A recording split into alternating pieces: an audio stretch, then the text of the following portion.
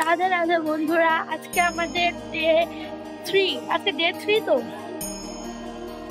আজকে আমাদের ডে 3। আর এখন আমরা এখন 11টার সময় বেরিয়েছি। এখন দেখা যাক আমরা কোথায় যাই। 12টা 12:30 দিকে তো সব মন্দিরও বন্ধ হয়ে যায়। আজকে কোন সাইডে মানে মেন আমরা এত ভিড়ের সময় এসেছি যে ঘুরে আর আমরা করতে পারছি না, এতটাই ভিড়। সারাদিনে মানে মাত্র 3টে থেকে 4টে মন্দির কভার করতে পারছি। তো চলো দেখা যাক আজকে কত কি করতে পারি।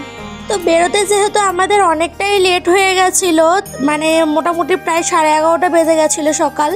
তো এখন আমরা একটা টোটো রিজার্ভ করে নিয়েছি 800 টাকার বিনিময়ে। আমরা প্রায় সকাল থেকে মোটামুটি বিকেল ওই 6টা 6:30 অবধি ঘুরেছি। এই টাকার মধ্যেই আমাদের মোটামুটি 5 থেকে 6টা মতন মন্দির ওনারা কভার করাবেন সেটা বলেছে। তো এখন দেখো প্রথমেই চলে এসেছি আমরা রঙ্গনাথজির মন্দিরে।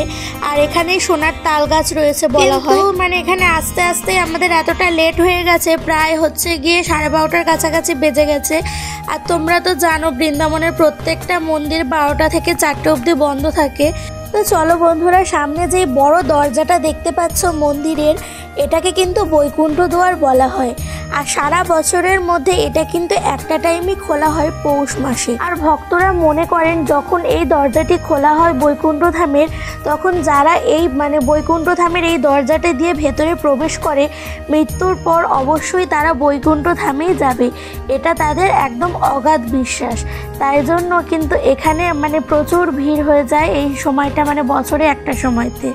তো বন্ধুরা এখন আমাদের ব্যাড লাক, কারণ হচ্ছে কি এখন ভগবানকে ভোগ দিয়েছে, তাই সেহেতু মোটামুটি 1 ঘন্টার ওপরে মন্দির বন্ধ। তো চলো সময় নষ্ট করে লাভ নেই। তো এখন আমরা যাচ্ছি, আমাদের নেক্সট যে টার্গেট আছে যে মন্দিরে যাওয়ার, তো সেখানেই এখন যাচ্ছি। তো চলো।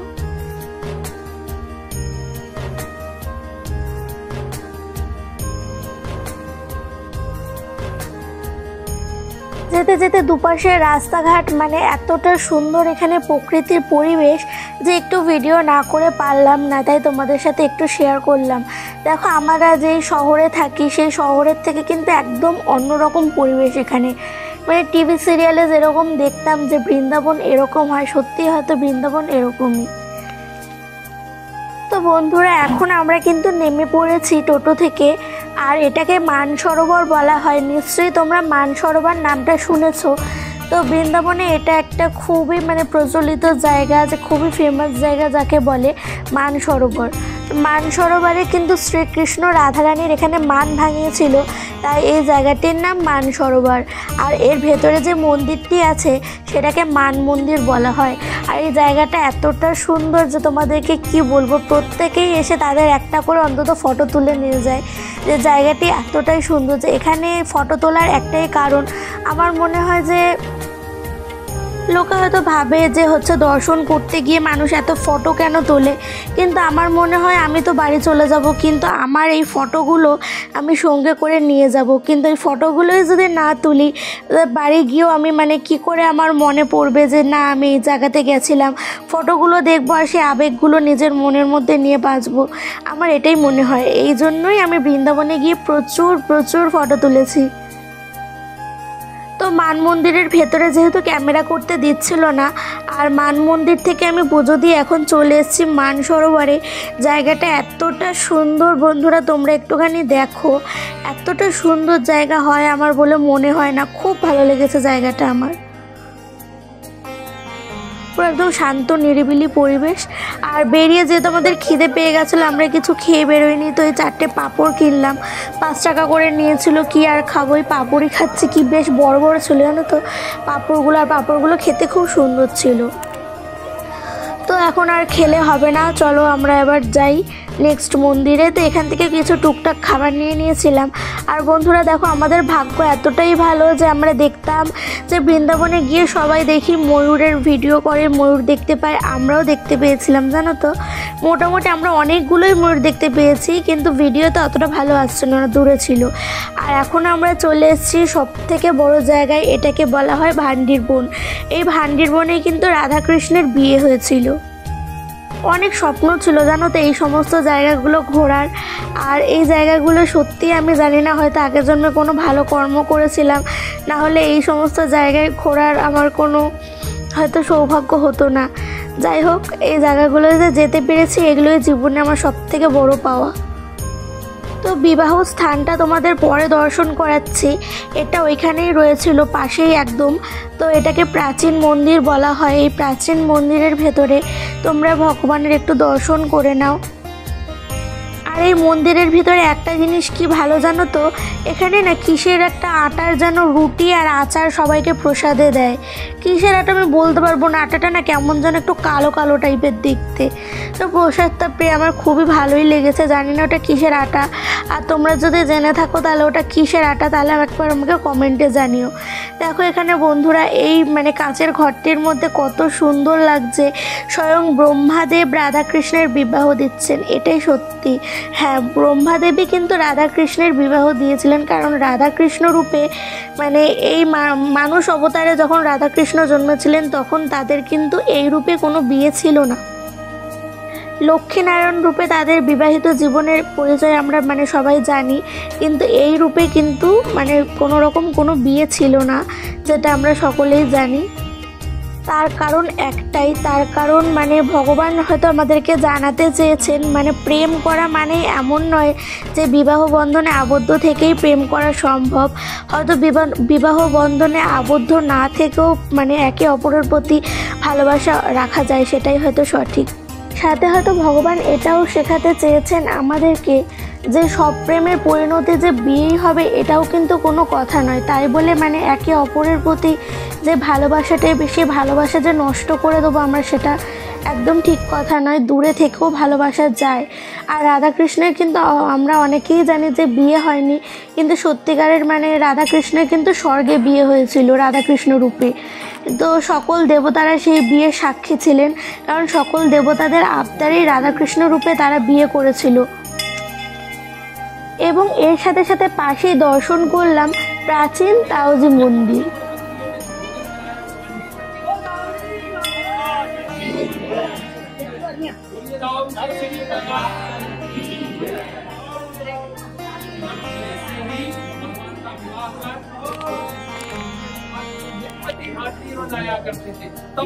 তো বন্ধুরা এবার সেই মানে আসল স্থানে নিয়ে যাব যেখানে রাধাকৃষ্ণের বিবাহ হয়েছিল।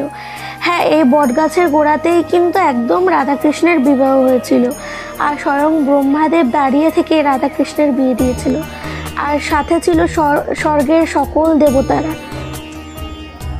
কিন্তু এখানে ভিডিও করা অ্যালাউ ছিল না, কিন্তু তোমরা ভিডিও করলে পরে দেখতে পারতে যে এখানে প্রত্যেকটা মূর্তি এত সুন্দর পিতলের কিন্তু এতটা সুন্দর মূর্তিগুলো। আমি তোমাদেরকে ছবি অ্যাড করে দেবো। মানে এখানে শ্রীকৃষ্ণ রাধারানীকে সিঁদুর দান করছেন, সেই রকম মানে মূর্তিও তৈরি করা রয়েছে, খুবই ভালো লাগলো। কিন্তু ওখানে ভিডিও করলে না ফোন নিয়ে নিচ্ছিল, তো সেই জন্য ভিডিও বেশি করতে পারিনি। আর বন্ধুরা এখন আমরা এখান থেকে বেরিয়ে যাচ্ছি। বেরিয়ে এখান থেকে সামান্য কিছু কেনাকাটা করেছি, হয়তো সেটা ভিডিও করিনি। আর মানে হচ্ছে কি আমাদের ঘরে ঠাকুরের জন্য ড্রেস কিনেছিলাম, সেটা ভিডিও করিনি। কিন্তু এখন আমরা যাচ্ছি কোথায় জানো? এখন যাচ্ছি আমরা বংশীবট। আর এখান থেকে যেতে যেতে আরও একটা খুব সুন্দর জিনিস দেখতে পেলাম, যেটা আমার মন কেড়ে নিয়েছে। এখানে দেখো মোটামুটি মতন 50 জনের একটা গ্রুপ এসছে, আর ওরা বক্স চালিয়ে নাচ গান কীর্তন পরিবেশন করছে। এত সুন্দর পাবনভূমিতে দাঁড়িয়ে এত সুন্দর নাচ গান দেখে আমারও কিন্তু একবার ইচ্ছে করছিল যে ওদের সাথে গিয়ে জয়েন করি, কিন্তু ওই লজ্জা করছিল, তাই আর যেতে পারলাম না। আর ভগবানের এমনই লীলা যে তোমাদেরকে কী বার নতুন করে বলবো। আজ থেকে প্রায় 5,500 বছর আগে শ্রীকৃষ্ণ এই গাছের গোড়াতেই কিন্তু বাঁশি বাজাতেন, কিন্তু আজ এতগুলো মানে বছর পেরিয়ে যাওয়ার পরে এই ঘোর কলিযুগেও এমন আশ্চর্য জিনিস যে শোনা যাবে আমি কখনো ভাবতেও পারিনি। এই গাছের মধ্যে সকলে কান পেতে পেতে মানে কান দিয়ে শুনলে পরেই একদম একটা কান বন্ধ করে আরেকটা কান দিয়ে মন দিয়ে শুনতে হয়, জানো তো। আর মন দিয়ে শুনলে পরে অবশ্যই তোমরা কিছু সেকেন্ডের জন্য হলেও সেই কৃষ্ণের বাঁশির আওয়াজ পাবে প্রত্যেকটা ডাল থেকে। এটাই সত্যি বন্ধুরা, আমিও পেয়েছি সত্যি, কিন্তু মানে অনেকক্ষণের জন্য যে পেয়েছি তা কিন্তু নয়। সবে হয়তো শুরু হয়েছে, তার মধ্যেই হয়তো তোমাদেরকে আমি বলতেও পারছি না। সবে শুরু হয়েছে, হয়তো 1 মিনিটও হয়নি তার মধ্যে। তারপরে আমি অনেক জায়গায় ট্রাই করলাম জানো তো, আর পেলাম না। কিন্তু একবার আমি বাঁশির আওয়াজ পেয়েছি। কিন্তু একবার ওই বাঁশির আওয়াজ পাওয়ার পরে প্রত্যেকটা গাছের মানে আনাচে কানাচে সব জায়গায় গিয়ে কান পেতেছে জানো তো, আর পাইনি। ওই ভগবানের লীলা যতটুকুনি ভগবান শুনিয়েছেন আমার মতন অধমকে, সেটাই আমার অনেক ভাগ্য। তো বন্ধুরা, আমাদের যেহেতু রিজার্ভের অটো ছিল, তোমাদেরকে প্রথমেই বলেছি, তো এই মন্দিরটাও দর্শন করে নিয়ে আমরা এখন যাচ্ছি। দেখি নেক্সট কি দেখায় ওনারা। তো আমাদের যেহেতু লিস্ট করাই ছিল যে এই মন্দিরগুলো তোমাদের দেখাতে হবে। আর যেতে যেতে জানো তো, এই যমুনা নদীর পাড়টা দেখলাম, এতটা সুন্দর লাগছে এই জায়গাটা। আর ওই সাইডটা দেখো, ওই সাইডে একটা মাঠ মতন আছে, ওখানে কিন্তু এখনও কাঠে মানুষকে পোড়ানো হয়। আর জায়গাটা কিন্তু খুব সুন্দর, অনেকে পিকনিকও করতে আসে এই জায়গাটায়। তো জায়গাটা বেশ ভালো লাগলো, বেশ সুন্দর লাগলো পরিবেশটা, তাই তোমাদের সাথে একটু ভিডিওতে শেয়ার করলাম।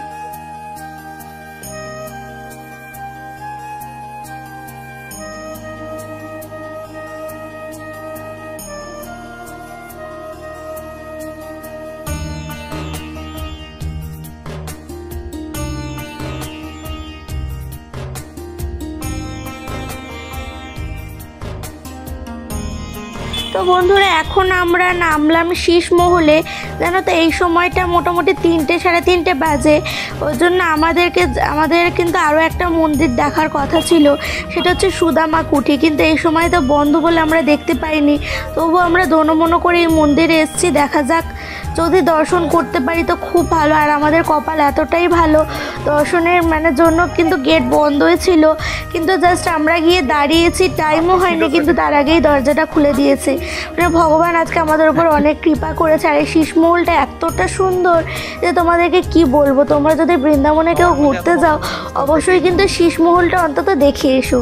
শীষমহলটা ক্যামেরায় প্রত্যেকটা জিনিস আমি বলি না ক্যাপচার করা যায় না, কিন্তু সামনে থেকে চোখে দেখলে হয়তো চারিদিকটা তোমাদের ধাঁধা লেগে যাবে, এত সুন্দর।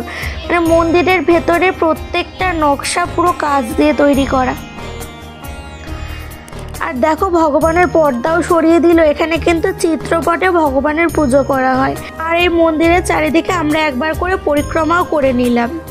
আর পরিক্রমা করার পরেই আমি কিন্তু বাইরে দেখলাম, বাইরে একটা মিউজিয়াম মতন রয়েছে, যে লীলাঘর বলা হয় না, শ্রীকৃষ্ণের বিভিন্ন লীলা সম্পর্কে একটা গুহা মতন আছে।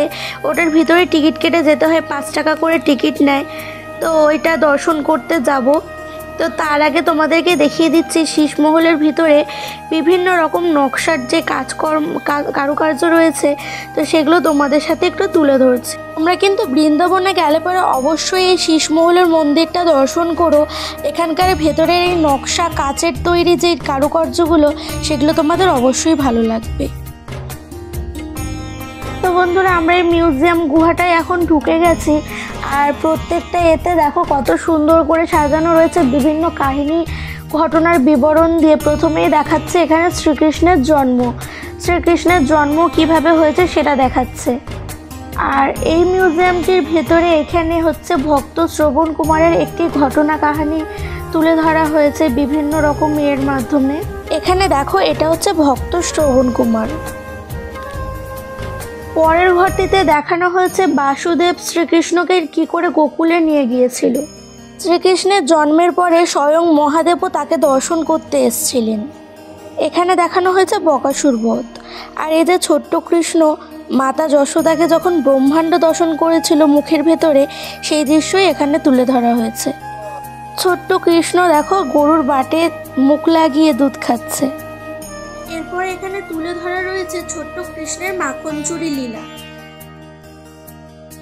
এখানে রয়েছে ছোট্ট কৃষ্ণের আর তার বন্ধুদের সাথে মাখন চুরির লীলা।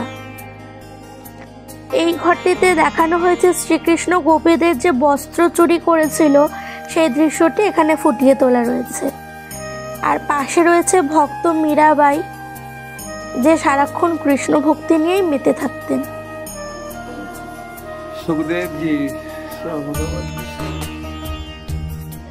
राजा শ্রীকৃষ্ণ সকল গোপিনীদের সাথে রাসলীলায় মত্ত, সেই দৃশ্যই এখানে তুলে ধরা হয়েছে। পাশেই দেখতে পেলাম গোপিনীদের সাথে শ্রীকৃষ্ণের নৌকা বিহার। আর তার পাশেই তুলে ধরা হয়েছে মহাভারতের সবথেকে লোমহর্ষক কাহিনী দ্রৌপদীর বস্ত্রহরণের লীলা। তো এই মন্দিরটি থেকে বেরিয়ে আমরা এখন প্রেম মন্দিরের দিকে এসেছি। আর এরপরে কিন্তু আমাদের যে অটোটা রিজার্ভ করা ছিল এটা আমরা ছেড়ে দিয়েছি, কারণ এতটা অবধি দেখানো আমাদের কথা ছিল। তো এখান থেকে আমরা খাবার অর্ডার দিয়ে খাবার খেয়ে নিলাম। আর এরপরে যাব আরও একটা সুন্দর মন্দির দর্শন করতে। এই মন্দিরের এই রাধাকৃষ্ণকে কিন্তু আমি জানি তোমরা অনেক রিলসেই দেখেছো, অত্যন্ত সুন্দর। এখানে রাধাকৃষ্ণের মূর্তিটি কি বলবো, এতটাই অপরূপ সুন্দর। আমি তোমাদেরকে একটু বড় করে একটা ফটো দিয়ে দেবো, তাহলে তোমরা নিশ্চয়ই বুঝতে পারবে। তোমরা এই রাধাকৃষ্ণের অনেক রিলস দেখেছো আমি জানি। তো সামনে থেকে গিয়ে দর্শন করছি আমি সেই রাধাকৃষ্ণকে। আর জায়গাটির নাম গোবিন্দ ধাম, একদম পুরো প্রেম মন্দিরের সামনেই। তো এখানে ভিডিও করা অ্যালাউ ছিল না, তো লুকিয়ে লুকিয়ে একটু ভিডিও করেছিলাম। আর এখন আমরা যাচ্ছি প্রেম মন্দিরের ভেতরে। তো প্রেম মন্দিরের এর আগেও একদিন আমি প্রেম মন্দিরে এসেছিলাম, কিন্তু সেদিন রাত্রের লাইটিংটা দেখেছি। আজকে সকালের সৌন্দর্যটি দেখবো বলে খোলার সময় হয়নি, সবে মানে গেটটা খুলবে। আর এখনই প্রচণ্ড ভিড় পড়ে গেছে বাইরে। এখন প্রেম মন্দিরে করে না মানে সকালে বলো বিকালে বলো প্রচণ্ড ভিড় হয়। মানে মেন বৃন্দাবনের আকর্ষণ হয়তো এখন প্রেম মন্দিরই হয়ে গেছে। সকলে যায় ভিডিও বানায়, ফটো তোলে। আর প্রেম মন্দিরটা মানে দেখতে প্রচণ্ড সুন্দর একটা মন্দির, তো এই জন্যই এখন এতটা ভিড় হয়। তো চলো বন্ধুরা, আমরাও একটু ঠেলাঠেলি করে ঢুকি আর কি। এর আগের দিনও কিন্তু আমি একদিন প্রেম মন্দিরে এসেছিলাম, তো সেই দিন আমি ভেতরে ঢুকেছি। আজকের আর ভেতরে ঢুকিনি, আজকের কিন্তু বাইরে থেকেই ঘুরেছি। আর ওখানে গিয়ে কয়েকটা ফটো তুলেছি, রিলস বানিয়েছি, তো তোমাদের সাথে শেয়ার করব অবশ্যই। আর তোমরা চ্যানেলটি কিন্তু সাবস্ক্রাইব করে দিও। আর এর আগেও কিন্তু আমার বৃন্দাবনের মোটামুটি 3-4টে ভিডিও ছাড়া আছে, তো তোমরা প্লে লিস্টে গিয়ে একটু দেখে নিও, তো তোমাদের ভালোই লাগবে। প্রথমে এই ভিডিওটা দেখলে পরে আগেরগুলো যদি না দেখো তোমরা কিছুই বুঝতে পারবে না, তো আগের ভিডিওগুলো তোমরা একটু চেক করে নিও। আমরা সকাল থেকে বেরিয়েছি ঘুরতে ঘুরতে, এখন প্রায় সন্ধে হয়ে গেছে। এখন কিন্তু আমরা হোটেলে ফিরে যাব। আর বৃন্দাবনের আরও নতুন নতুন ভিডিও দেখার জন্য চ্যানেলটি সাবস্ক্রাইব করে দিয়ে আমাদের সাথে থেকো। আর রাধে রাধে বন্ধুরা, ভালো থেকো, সুস্থ থেকো সকলে। দেখা হচ্ছে আবার পরের একটি নতুন ব্লগে।